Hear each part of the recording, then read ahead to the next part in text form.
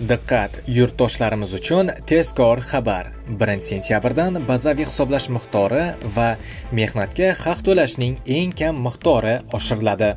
Assalomu alaykum qadrli tomoshabinlar, kanalimizga xush kelibsiz.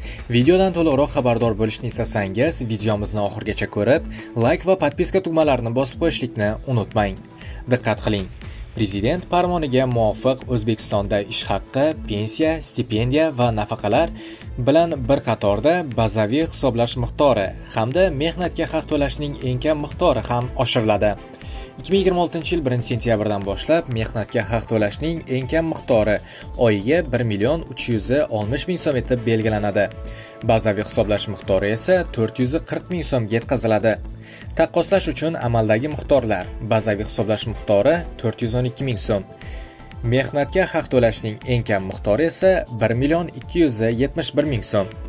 Shuningdek, shu sanadan boshlab budjet tashkilotlari xodimlarining ish haqqi hamda stipendiyalar miqdori ham 7% ga oshiriladi. Mazkur o'zgarishlar aholining daromadlarini qo'llab-quvvatlash hamda iqtisodiy ko'rsatkichlarni yangi darajaga moslashtirish maqsadida amalga oshirilmoqda.